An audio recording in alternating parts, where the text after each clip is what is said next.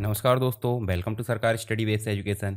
BCA main exam के जो important question है उसके अंतर्गत अभी हम बात करने वाले हैं बीसीए फिफ्थ सेमेस्टर की। और बीसीए फिफ्थ सेमेस्टर के अंतर्गत हम जो है सभी सब्जेक्ट के इंपॉर्टेंट क्वेश्चन के बारे में यहाँ पे जानेंगे। तो चलिए एक एक करके हम यहाँ पे शुरू करते हैं। सबसे पहले हम बात कर लेते हैं बीसीए फिफ्थ में आपके सब्जेक्ट कौन कौन से होते हैं।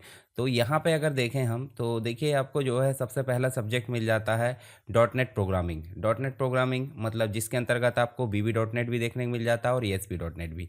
इन दोनों के वीडियो आपको देखने को मिल जाएंगे प्लेलिस्ट में, आप उसको कंप्लीटली जाकर देख सकते हो और इनकी नोट्स भी आपको मिल जाएगी, डिस्क्रिप्शन बॉक्स में प्रोवाइड कर दूंगा। इसके अलावा आप देखिए वेब डेवलपमेंट विथ पीएचपी, ये दोनों सब्जेक्ट कंपलसरी है। फिर आ जाता है आपका ऑप्शनल वाला, यानी कि या तो मैथ्स ले लो या तो मैनेजमेंट थ्योरी एंड प्रैक्टिस ले लो। तो हम बात करेंगे मैनेजमेंट थ्योरी एंड प्रैक्टिस की। इसके अलावा फोर्थ नंबर में इंपॉर्टेंट मतलब कंपलसरी वाला सब्जेक्ट आ जाता है mobile application development.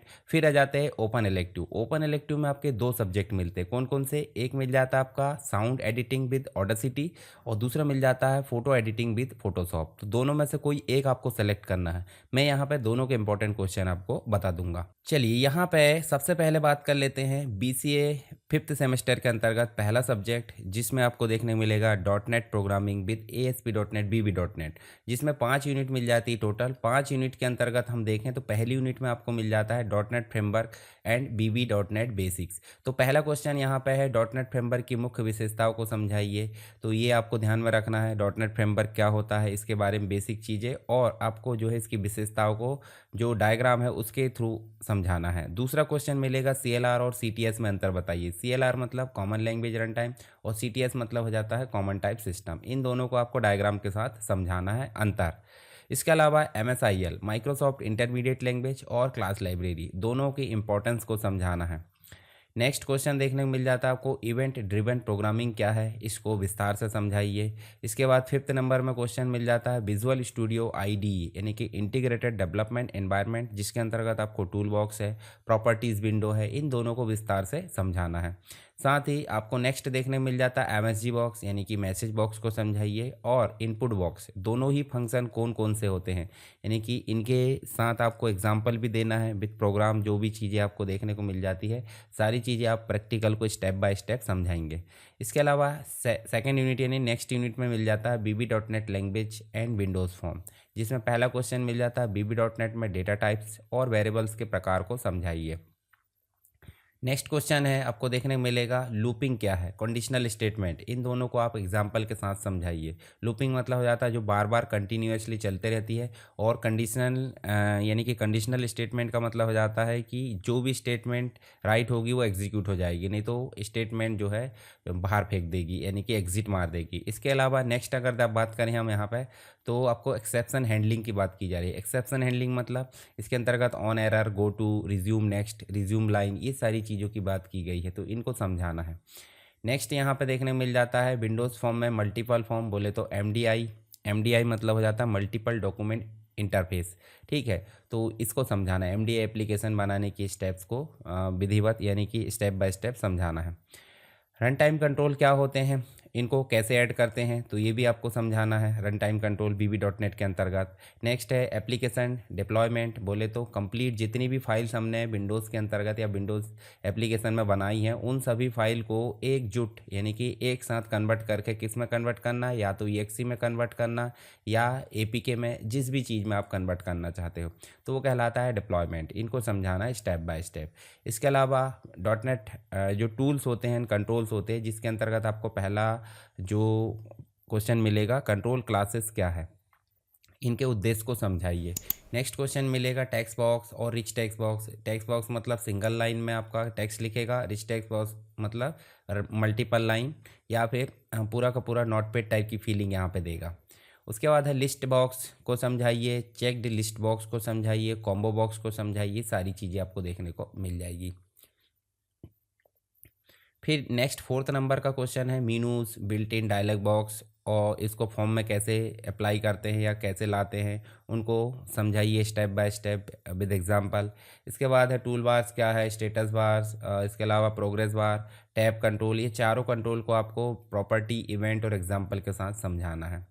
Next question मिलेगा आपको नोटिफाई आइकॉन, ये भी कंट्रोल है विंडोज़ के अंतर्गत, और टाइमर भी एक कंट्रोल है, तो दोनों को समझाना एग्जाम्पल के साथ में। इसके अलावा नेक्स्ट आप देखोगे तो आपको फोर्थ यूनिट मिलेगी जिसमें आपको ASP.NET देखने को मिल जाएगा। तो ASP.NET वेब फॉर्म कंट्रोल और HTML कंट्रोल दोनों में आपको अंतर बताना है। HTML कंट्रोल हो जाते हैं क्लाइंट साइड और वेब फॉर्म कंट्रोल हो जाते हैं सर्वर साइड, तो दोनों में अंतर आपको बताना है। इसके अलावा वेब एप्लीकेशन में मल्टीपल प्रोजेक्ट को कैसे हैंडल कर लेते हैं, जैसे हमने MDI फॉर्म की बात करे थे VB.NET में, उसी प्रकार मल्टीपल जो फॉर्म होता है या मल्टी फॉर्म प्रोजेक्ट होता है वो वेब एप्लीकेशन के अंतर्गत होता है, जिसमें मास्टर पेज और चाइल्ड पेज देखने को मिल जाते हैं। VB कोड को वेब पेज में एम्बेड कैसे करते हैं, कैसे जोड़ते हैं, वो चीज़ें आपको यहाँ पर समझाना है। इसके अलावा वैलिडेशन कंट्रोल और कैलेंडर कंट्रोल का उपयोग समझाइए। नेक्स्ट क्वेश्चन आपको मिलेगा विंडोज़ की सर्विसेज और वेब सर्विसेज दोनों को आप एग्जांपल के साथ समझाइए। चलिए नेक्स्ट बात कर लेते हैं यहाँ पे एरर पेज क्या होता है, सर्च इंजन कीवर्ड्स को वेब एप्लीकेशन में इम्प्लीमेंट करना, ये सारी चीज़ें आपको समझाना है। इसके बाद फिफ्थ यूनिट में मिल जाता है डेटाबेस। डेटाबेस मतलब डेटा एक्सेस विथ ADO.NET। तो ADO.NET के अंतर्गत चीज़ें मिल जाती है एक्टिव एक्स डेटाबेस ऑब्जेक्ट, और .NET तो आप समझते हैं। तो जब भी हमको हमारे एप्लीकेशन को डेटाबेस की फैसिलिटी चाहिए होती है तो बीच में ब्रिज का काम कौन करेगा, ब्रिज का काम करेगा ADO.NET। तो ADO.NEट के मुख्य ऑब्जेक्ट और उनकी भूमिका को समझाने के उनके रोल क्या है। इसके अलावा नेक्स्ट क्वेश्चन मिलेगा आपको डेटा सेट, जो कि ADO.NET के अंतर्गत ही ऑब्जेक्ट देखे जाते हैं। डेटा अडाप्टर है, डेटा ग्रिड है, डेटा ग्रिड भी डेटा को डिस्प्ले कराने का काम कर लेता है, तो इन चीज़ों को समझाना है। इसके अलावा MSZ जो MS एक्सेस के अंतर्गत उपयोग किया जाता है डेटाबेस, रिलेशनल जो SQL के अंतर्गत उपयोग किया जाता है, तो दोनों में आपको अंतर बताना है। सिंपल बाइंडिंग और कॉम्प्लेक्स बाइंडिंग को समझाइए, जैसे हम कॉम्बो बॉक्स में कोई डेटा लाकर फिल करते हैं तो उस प्रकार से बाइंडिंग उसे बोल देते हैं, तो इसको आपको समझाना है। वेब एप्लीकेशन में डेटा बेस एक्सेस, इसको समझाना है, डेटाबेस को एक्सेस कैसे करते हैं कनेक्शन कमांड क्लास के माध्यम से। नेविगेटिंग डेटाबेस, डेटा सेट और डेटा फॉर्म के लिए जो कंट्रोल्स होते हैं उनको समझाना है। इसके बाद नेक्स्ट आप देखोगे तो आपको सेकंड सब्जेक्ट मिलेगा, BCA के अंतर्गत सेकंड सब्जेक्ट मिलेगा जिसका नाम है वेब डेवलपमेंट विद PHP। तो इसमें भी टोटल 5 यूनिट होती है, इन सभी के क्वेश्चन हम देखने वाले हैं। तो पहली यूनिट में मिलेगा PHP का परिचय यानी कि इंट्रोडक्शन। तो PHP क्या है, इसकी हिस्ट्री बताइए, इसके फीचर्स बताइए और इसके जो एडवांटेजेस है वो आपको बताना है यहाँ पर। नेक्स्ट क्वेश्चन मिलेगा आपको PHP और अन्य प्रोग्रामिंग भाषाओं में अंतर बताइए। तो PHP और बाकी प्रोग्रामिंग भाषा जैसे C++, जावा, पाइथन, इन में जो आपको PHP के साथ में अंतर बताना है। इसके बाद नेक्स्ट है PHP को विंडोज़ लाइनेक्स पर इंस्टॉल और कॉन्फ़िगर करना, इसको कैसे करते हैं, इसके स्टेप्स बताना है। नेक्स्ट आप देखोगे तो PHP में वेरिएबल्स और कांस्टेंट डिक्लेयर करना, इसको कैसे करते हैं, ये स्टेप बाय स्टेप प्रोग्राम के साथ समझाना है। PHP में डेटा टाइप्स और ऑपरेटर को समझाइए विद एग्जांपल। इसके बाद नेक्स्ट आप देखोगे तो PHP में control structure, if, else, switch, loop, इनको समझाना एग्जांपल के साथ में। नेक्स्ट क्वेश्चन देखने को मिल जाएगा यहाँ पे सेकेंड यूनिट के अंतर्गत। PHP में यूज़र डिफाइन और बिल्ट इन फंक्शन, दो प्रकार के फंक्शन होते हैं। बिल्ट इन मतलब जो लाइब्रेरी फंक्शन होते हैं पहले से डिफाइन होते हैं, और यूज़र अपनी रिक्वायरमेंट के अनुसार डिफाइन करता है, उसे बोल देते हैं यूज़र डिफाइन फंक्शन। तो इनको समझाना है आपको। उसके बाद नेक्स्ट है PHP में पैरामीटर्स और रिटर्न वैल्यू क्या है, इसको समझाइए। इसके बाद नेक्स्ट आप देखोगे तो आपको वेरिएबल स्कोप, स्टैटिक वेरिएबल, इनको समझाना है। नेक्स्ट यहाँ पे देखने को मिल जाएगा इंडेक्स्ड, एसोसिएटिव और मल्टी डायमेंशनल एरे। मतलब ये देखिए इंडेक्स्ड को भी समझाना है, एसोसिएटिव को और मल्टी डायमेंशनल एरे, इनको एग्जांपल के साथ समझाना है। नेक्स्ट क्वेश्चन है PHP एरे फंक्शन क्या है, जैसे सॉर्ट है, काउंट है, मर्ज है, इनको एग्जांपल के साथ समझाना है। इसके बाद है third unit form and file handling. तो HTML फॉर्म को PHP के साथ कैसे हैंडल किया जाता है, ये आपको समझाना है। इसके बाद नेक्स्ट है दो प्रकार की फॉर्म की मेथड होती है, गेट और पोस्ट, दोनों मेथड को आपको एग्जांपल के साथ समझाना है। इसके बाद है PHP में फॉर्म वैलिडेशन क्या है। वैलिडेशन मतलब हो जाता है यूज़र द्वारा एंटर की गई वैल्यू सही है या गलत, उसको चेक करने के लिए हम जो प्रोसेस अपनाते हैं या टेक्निक होती है वो कहलाती है आपकी फॉर्म वैलिडेशन टेक्निक। तो इसको आपको समझाना, जैसे हमने VB.NET में भी पढ़े थे, ASP.NET में। PHP में फाइल हैंडलिंग क्या होती है, इसको समझाइए। इसके बाद नेक्स्ट आप देखोगे तो फाइल अपलोड और फाइल परमिशन, इन दोनों को आपको समझाना है विस्तार से।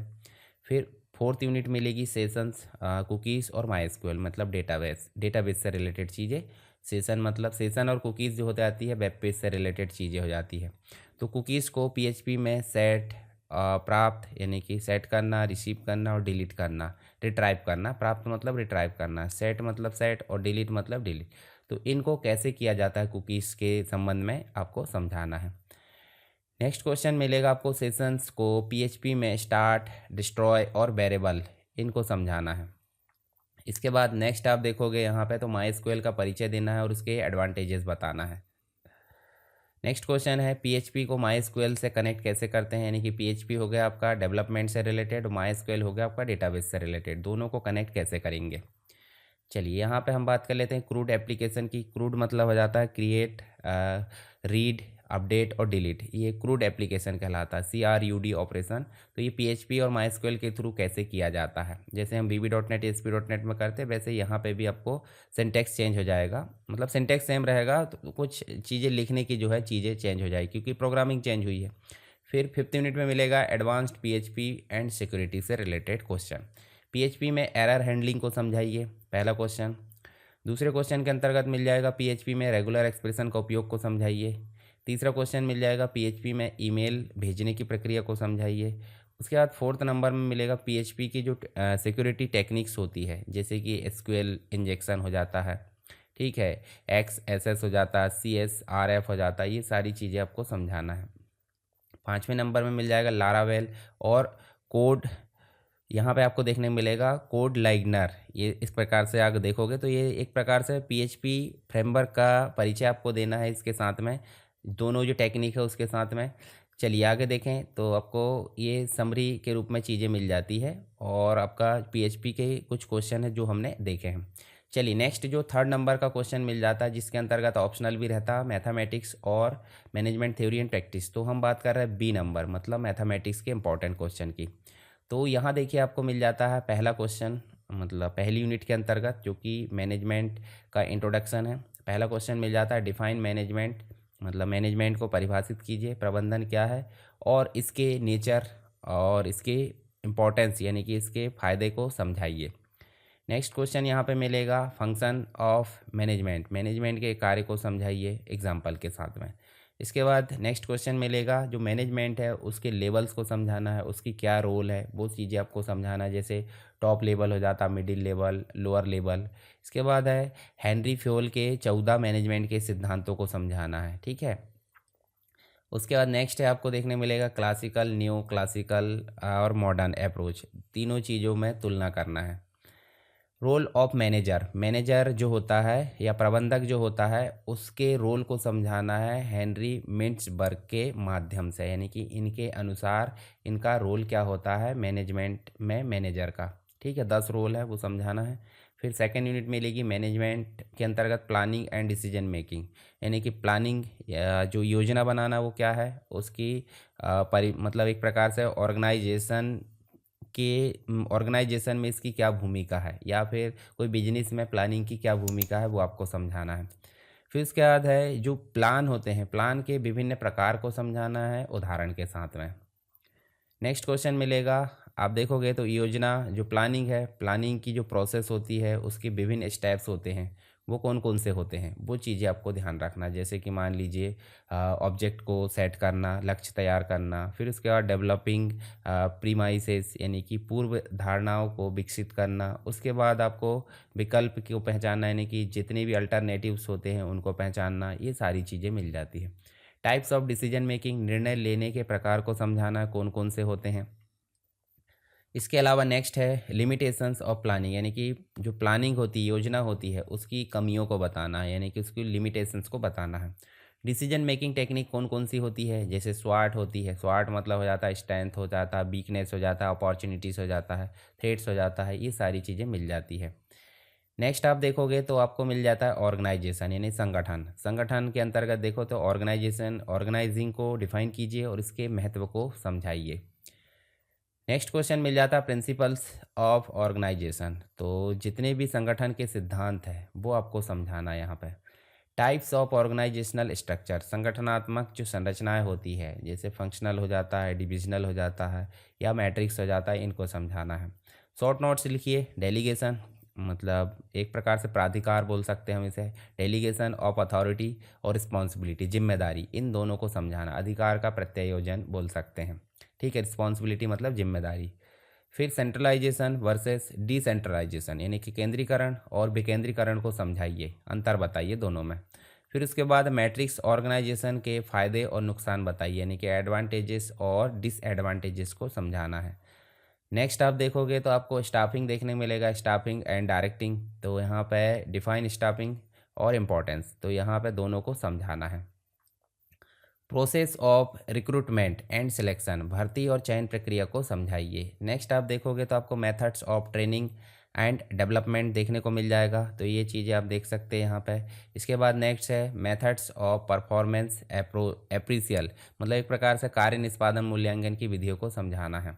उसके बाद है डिफाइन डायरेक्टिंग प्रिंसिपल, यानी कि निर्देशन, जो डायरेक्टर होता है डायरेक्ट करता है, यानी कि डायरेक्शन देता है, तो डायरेक्टिंग की विभिन्न सिद्धांतों को समझाना है, प्रिंसिपल को समझाना है। नेक्स्ट आप देखोगे तो techniques of directing with example, निर्देशन की या डायरेक्शन देने की जो विभिन्न टेक्निक्स होती है, जैसे सुपरविजन है, मोटिवेशन है, लीडरशिप है, इन तकनीकों को आपको समझाना विस्तार से। अच्छा, डायग्राम वगैरह बनाते चलिए हर चीज़ में, जैसे आप विशेषताएं लिखते तो आप इस प्रकार से डायग्राम बना सकते हैं, ठीक है, फ्लो चार्ट वगैरह, तो उससे थोड़ा सा इफेक्ट आता है। अच्छा, कंट्रोलिंग एंड रिसेंट ट्रेंड क्या है, तो यहाँ पे डिफाइन कंट्रोलिंग, इसके इम्पोर्टेंस को समझाना है, मतलब नियंत्रण क्या है इसकी परिभाषा बताइए और इसके महत्व को बताइए। फिर इसके बाद step in the control process, नियंत्रण जो प्रक्रिया होती है, कंट्रोल प्रोसेस होती है, उसके विभिन्न स्टेप्स या चरण को समझाना है। नेक्स्ट है pre control, concurrent control, post control, यानी कि सब पहले ही कंट्रोल कर लेना, साथ साथ में कंट्रोल करना और बाद में कंट्रोल करना, ये तीनों चीज़ों को समझाना है। नेक्स्ट आप देखोगे यहाँ पर टेक्निक्स ऑफ कंट्रोल, नियंत्रण की विभिन्न तकनीकों को समझाइए। इसके अलावा आप देखोगे तो TQM, time quality, total quality management हो जाता है, तो ये बेंचमार्किंग और टोटल क्वालिटी मैनेजमेंट क्या होता है इसको समझाना है। इसके बाद नेक्स्ट है 6 सिग्मा, यानी कि एक प्रकार से देखें तो आपको विभिन्न डेटा ड्रिवन मेथडोलॉजी है, उसके अंतर्गत चीज़ों को समझाना है, और मैनेजमेंट में इसका क्या उपयोग है वो भी चीज़ें आपको देखने को मिल जाएगी। चलिए अब बात कर लेते हैं फोर्थ नंबर का सब्जेक्ट, जो कि कंपलसरी वाला है, मोबाइल एप्लीकेशन डेवलपमेंट, यानी कि एंड्रॉयड एप्लीकेशन डेवलपमेंट एक प्रकार से हम देख सकते हैं। तो इसमें भी 5 यूनिट है। पहली यूनिट मिल जाती है इंट्रोडक्शन टू मोबाइल कंप्यूटिंग, तो डिफाइन मोबाइल कंप्यूटिंग, इसके फीचर्स और इसके एप्लीकेशन को समझाइए। मोबाइल कंप्यूटिंग क्या है, इसके फीचर्स को समझाइए और इसके विभिन्न एप्लीकेशंस को समझाइए, यानी कि अनुप्रयोगों को समझाइए। नेक्स्ट है types of wireless communication with example, wireless communication क्या है इसके एग्जांपल समझाइए, जैसे वाईफाई है, इंफ्रारेड है, ब्लूटूथ है, सेलुलर नेटवर्क है, सैटेलाइट है, ये सब इसके एग्जांपल है। मोबाइल डिवाइसेस जैसे इसके कैरेक्टरिस्टिक्स, विशेषताओं को समझाइए और इसकी लिमिटेशंस, यानी कि कमियों को समझाइए। उसके बाद नेक्स्ट है GSM आर्किटेक्चर एंड सर्विसेज को समझाइए। GSM मतलब जो हम अभी सिम चलाते हैं फ़ोन में, वो GSM के अंतर्गत आ जाती है। इसके विभिन्न आर्किटेक्चर, जो भी आर्किटेक्चर होता है और उसकी सेवाओं को समझाना है, ठीक है। इसके अलावा आप देख सकते हैं आपको डिफरेंस बिटवीन GSM CDMA, दोनों में अंतर बताना। CDMA पहले चलती थी, कोड डिवीज़न मल्टीपल एक्सेस, और GSM अभी चलती है, ग्लोबल सिस्टम फॉर मोबाइल। चलिए आगे देख लेते हैं हम। नेक्स्ट यूनिट मिल जाती है वायरलेस टेक्निक्स या वायरलेस टेक्नोलॉजीज़। तो वायरलेस टेक्नोलॉजीज़ के अंतर्गत मिल जाते हैं ब्लूटूथ है, ब्लूटूथ के आर्किटेक्चर को समझाना है, प्रोटोकॉल स्टैक, इन दोनों को समझाना है यहाँ पे। इसके बाद नेक्स्ट है wifi standards, mode, security features, wifi के विभिन्न स्टैंडर्ड्स को समझाना है, उसके मोड्स को समझाना और सिक्योरिटी फीचर्स को समझाना है। तो विभिन्न स्टैंडर्ड के अंतर्गत देखें तो देखिए इस प्रकार से स्टैंडर्ड देखने को मिल जाते हैं। A802.11 ए करके आ जाता है, बी करके आ जाता है, जी है, एन है, AC है, तो अलग अलग स्पीड यहाँ पे देखने को मिल जाती है सभी की। और मोड्स के अंतर्गत इंफ्रास्ट्रक्चर मोड और एडॉक मोड, इस प्रकार से आप देखोगे तो ये मिल जाते हैं। इंफ्रारेड कम्युनिकेशन क्या होता है इसको विस्तार से समझाना है। फिर उसके बाद mobile IP concept with agent discovery and registration, mobile IP की जो एक प्रकार से कॉन्सेप्ट है उसको समझाना है, डिस्कवरी और रजिस्ट्रेशन को समझाना है। इसके बाद नेक्स्ट आप देखोगे तो वायरलेस लैन क्या होती है उसको कॉन्फ़िगर कीजिए, और उसकी रोमिंग क्या होती है, ये चीज़ें आपको समझाना है। नेक्स्ट थर्ड यूनिट में मिल जाता है मोबाइल के ऑपरेटिंग सिस्टम। मोबाइल का ऑपरेटिंग सिस्टम के अंतर्गत मिले तो यहाँ पे इसके विशेषताओं को समझाना, पहला क्वेश्चन मोबाइल ऑपरेटिंग सिस्टम की विशेषताएं। चलिए नेक्स्ट है एंड्रॉयड आर्किटेक्चर विद डायग्राम, इन दोनों को समझाना है। आर्किटेक्चर के अंतर्गत आपको लाइनेक्स कर्नल है, हार्डवेयर एब्स्ट्रैक्शन है, इसके अलावा एंड्रॉयड रन टाइम है, मोबाइल एप्लीकेशन फ्रेमवर्क है। नेक्स्ट देखने को मिल जाता है एंड्रॉयड कंपोनेंट, एंड्रॉयड के विभिन्न कंपोनेंट्स को समझाइए। iOS मतलब जो एप्पल के मोबाइल होते हैं उसमें चलता है iOS ऑपरेटिंग सिस्टम, उसके बारे में समझाना है। इसके बाद नेक्स्ट आप देखोगे तो विभिन्न ऑपरेटिंग सिस्टम जैसे एंड्रॉयड है और iOS दोनों में अंतर बताना है। नेक्स्ट देखोगे यहाँ पे तो मोबाइल एप्लीकेशन डेवलपमेंट, जिसमें आपको जो है process of mobile app development ये दोनों देखने को मिल जाएगी। मतलब एक प्रकार से एप्लीकेशन को बनाने की जो प्रोसेस हो जाती है मोबाइल के, उसकी प्रोसेस को समझाना है। एंड्रॉयड स्टूडियो में काम होता है, ठीक है, installation and interface of Android studio. तो आप देखोगे मेरे पास एंड्रॉयड स्टूडियो इंस्टॉल था, शायद उसको मैंने हटा दिया हूँ। चलिए कोई नहीं, मैं अलग से उसको बता दूंगा। Steps of create a simple Android app, Android app simple रूप से एक छोटा सा ऐप क्रिएट करने के स्टेप्स आपको बताना है। UI user interface design in Android, Android के अंतर्गत यूज़र इंटरफेस डिज़ाइन कैसे करते हैं वो चीज़ें आपको समझाना है। फिर उसके बाद है इंटेंट इन एंड्रॉयड, तो एक प्रकार से एंड्रॉयड में इंटेंट्स क्या होते हैं वो चीज़ें समझाना है। इसके बाद 5th यूनिट में मिलेगा सिक्योरिटी एंड फ्यूचर ट्रेंड, तो सिक्योरिटी इशू कौन कौन से आते हैं मोबाइल कंप्यूटिंग में, जैसे मालवेयर है, डेटा थेफ्ट है, ये चीज़ें समझाना है। नेक्स्ट क्वेश्चन मिलेगा authentication technique in mobile application, mobile application में ऑथेंटिकेशन टेक्निक्स को समझाइए। इसके अलावा नेक्स्ट 3rd नंबर का क्वेश्चन मिलेगा सिक्योर कम्युनिकेशन प्रोटोकॉल को समझाइए। नेक्स्ट आप देख सकते हैं यहाँ पे मोबाइल पेमेंट सिस्टम क्या है, ये चीज़ें आपको समझाना है। फिर उसके बाद है जो आपको विभिन्न प्रकार के ट्रेंड्स मिलते हैं फ्यूचर के, जैसे 5G अभी चल रहा है, इंटरनेट ऑफ थिंग्स है, वेयरेबल जो डिवाइसेस होती है वो चीज़ें आपको देखने मिल जाएगी, तो इनको समझाना है। चलिए अब बात कर लेते हैं 5th नंबर का सब्जेक्ट है जो कंपलसरी नहीं है, इसमें ऑप्शन होते हैं। जैसे A नंबर का ऑप्शन मिल जाता है साउंड एडिटिंग विद ऑडासिटी और दूसरे मिल जाता है फोटोशॉप। तो पहले हम देख लेते हैं हम जो ऑडासिटी वाला है, इसके अंतर्गत 5 यूनिट है। पहली यूनिट में मिल जाता है इंट्रोडक्शन टू साउंड, तो उसमें पहला क्वेश्चन है explain frequency amplitude and wavelength in sound, sound के उपलक्ष्य में दो तीनों को समझाना, इसके एट्रीब्यूट्स है ये फ्रीक्वेंसी एम्पलीट्यूड एंड वेवलेंथ, तीनों को समझाना है डायग्राम या फिर जो भी आपका पिक्चर वगैरह होगी उनको बनाते हुए। डिफरेंस बिटवीन एनालॉग और डिजिटल साउंड, दोनों में आपको अंतर बताना है। इसके अलावा नेक्स्ट मिलेगा सैम्पलिंग रेट क्या है और बिट डेप्थ क्या है, इनकी दोनों की इंपॉर्टेंस यानी कि दोनों का महत्व क्या है, दोनों को समझाना है।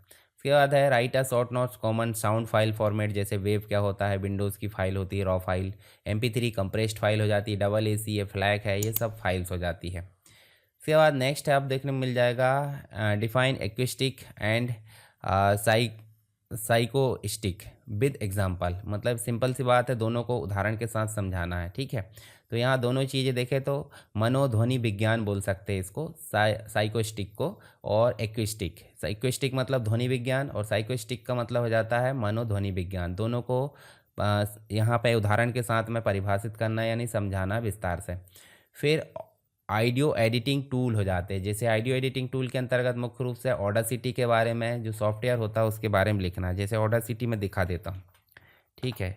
ऑडासिटी की बात करें, मैं इसका ट्यूटोरियल भी बना दूंगा, अभी उपलब्ध नहीं है, छोटा सा बनाया था मैंने क्लास पर, इसका जो है थोड़ा सा मैं सारे ऑप्शन के साथ में डिटेल आपके सिलेबस के अकॉर्डिंग यहाँ पे तैयार कर दूंगा। तो पहले क्वेश्चन के अंतर्गत आपको ऑडासिटी सॉफ्टवेयर के बारे में ही बताना और इसके उपयोग के बारे में बताना है, ठीक है। ऑडासिटी क्या है, इसके उपयोग क्या है।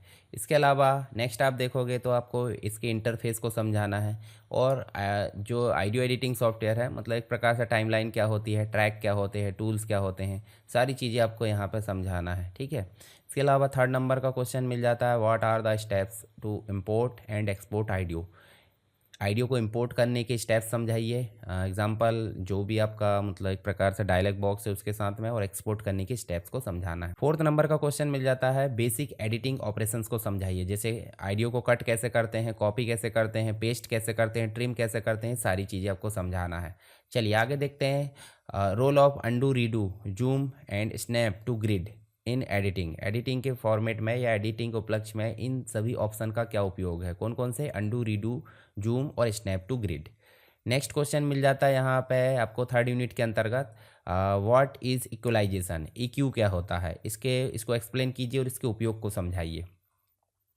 नेक्स्ट आप देखोगे तो यहाँ पे आपको कंपेरिजन है। कंपेरिजन मतलब हो जाता है आइडियो को कंप्रेस करना, और लिमिटिंग इन आइडियो की लिमिटिंग क्या होती है, जैसे हार्ड लिमिटर हम लगाते हैं ना, वो चीज़ें क्या होती है वो आपको समझाना है। रिवर्ब क्या होता है, डिले विद एग्जांपल्स, इनको समझाइए। चलिए नेक्स्ट है नॉइज़ रिडक्शन। नॉइज़ रिडक्शन मतलब जो शोर है, नॉइज़ है, उनको हटाना, उनकी टेक्निक को समझाइए आइडियो एडिटिंग के अंतर्गत। इसके अलावा शॉर्ट नोट्स लिखिए पिच और टाइम शिफ्टिंग के बारे में, टाइम शिफ्टिंग और पिच क्या है। फोर्थ नंबर की यूनिट में मिल जाता multi track editing and mixing. तो यहाँ पे आपको एडवांटेजेस बताना किसका, कि भाई working with multiple track in audio editing या ऑडासिटी। ऑडासिटी में मल्टीपल जो ट्रैक होते हैं उनकी एडिटिंग में क्या फ़ायदे हैं या उनकी एडिटिंग से क्या फ़ायदे हैं उनको समझाना है। Explain planning and volume automation. तो यहाँ पे आपको प्लानिंग एंड वॉल्यूम ऑटोमेशन को समझाना है। इसके अलावा आप देखोगे तो आपको इम्पोर्टेंस बताना layering sound and music. Sound and music की जो लेयर होती है या फिर म्यूज़िक लेयर होती है उसके महत्व को समझाना है। इसके बाद नेक्स्ट क्वेश्चन मिलेगा आपको वेरियस मिक्सिंग टेक्निक, जैसे आइडियो प्रोडक्शन के अंतर्गत विभिन्न मिक्सिंग टेक्निक को समझाइए। जैसे लेयर बैलेंसिंग है, पैनिंग है, इक्वलाइजेशन है, कंप्रेशन है, रिवर्ब है, डिले है, ऑटोमेशन है, लेयरिंग है, गोल है, ये सारी चीज़ें। फिर इसके बाद आपको देखने मिलेगा ऑडासिटी में फाइनल मिक्स एक्सपोर्ट करने की जो प्रक्रिया होती है, फाइनल जो मिक्स हुआ है उसको एक्सपोर्ट करने की प्रक्रिया को समझाइए। चलिए फिफ्थ नंबर की यूनिट में मिलेगा साउंड फॉर मीडिया। तो यहाँ पे आपको वीडियो और एनिमेशन में साउंड डिज़ाइन की भूमिका को समझाना है। तो बिना साउंड के तो कोई वीडियो कोई काम का ही नहीं है, ना एनिमेशन काम का है, तो ये चीज़ें आपको बहुत ध्यान में रखनी है। इसके अलावा है जो है व्हाट इज़ फॉले साउंड, फॉले साउंड क्या है और एम्बियंट साउंड कैसे तैयार किया जाता है, ये भी आपको ध्यान में रखना है। ठीक है, इसके अलावा देखिए right the steps for voice over recording and editing. मतलब सिंपल सी बात है, जब हम वीडियो रिकॉर्ड कर लेते हैं तो वीडियो एडिटिंग सॉफ्टवेयर में ही वॉइस ओवर का एक ऑप्शन होता है, तो साथ साथ में हम बोल भी सकते हैं। इसके अलावा explain the process of syncing audio with visuals. मतलब सिंपल सी बात है, क्या है ये, आइडियो को विजुअल के साथ में सिंक करने की प्रोसेस। तो वीडियो एडिटिंग में ये काम हम कर सकते हैं। ऑडियो प्रोडक्शन में कॉमन फाइनल आउटपुट फॉर्मेट और डिलीवरी स्टैंडर्ड्स को समझाइए, जैसे वेब है, MP3, फ्लैग, डबल AC, ये सारी चीज़ें। चलिए यहाँ पे हम बात कर लेते हैं नेक्स्ट जो सब्जेक्ट है जो कि ऑप्शनल था। A नंबर में ऑडासिटी था, B नंबर में फ़ोटो एडिटिंग था। फ़ोटो एडिटिंग मतलब एक प्रकार से फ़ोटोशॉप के माध्यम से फ़ोटो एडिटिंग को समझाना। तो ये आपका 5वें नंबर का सब्जेक्ट है जो कि ऑप्शनल था।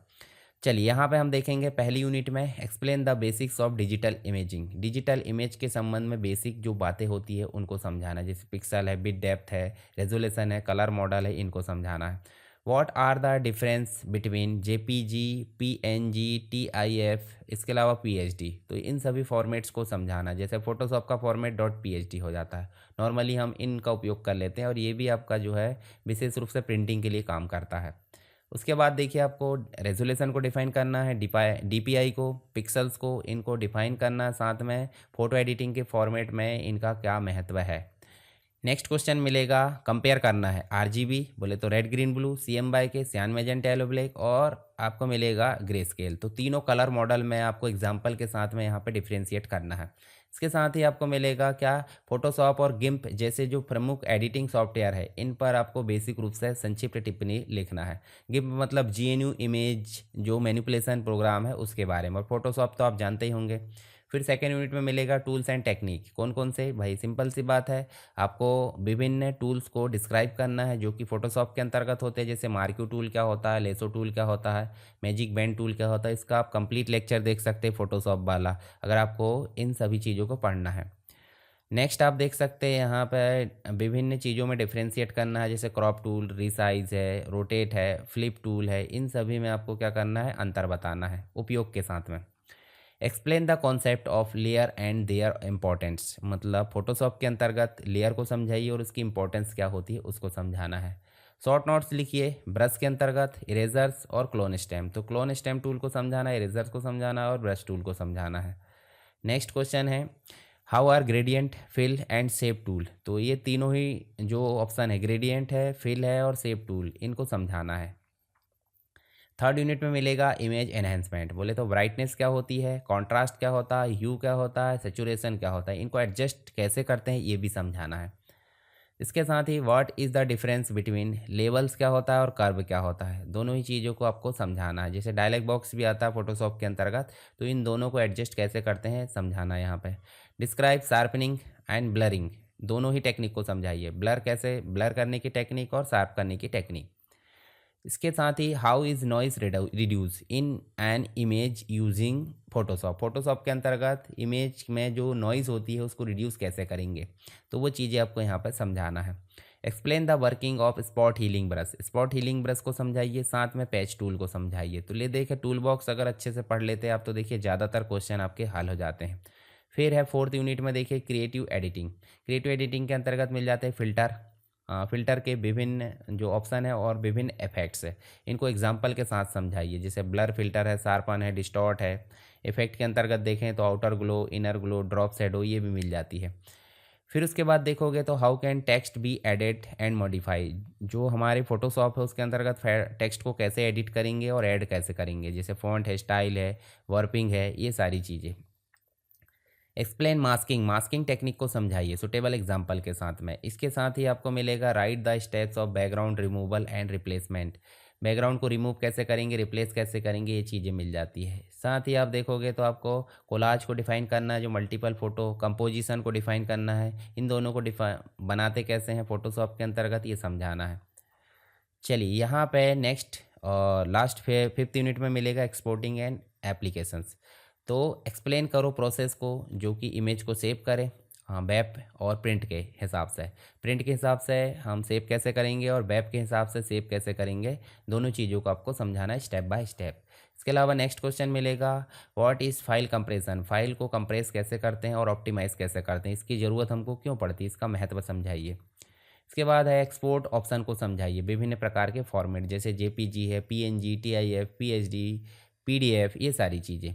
Right applications of Photoshop in social media, मतलब फोटोशॉप के अनुप्रयोग या उपयोगों के बारे में बताइए कि सोशल मीडिया में इसका क्या महत्व है, एडवर्टाइजिंग में इसका क्या महत्व है, ब्रांडिंग में इसका क्या महत्व है, ये चीज़ें आपको समझाना है।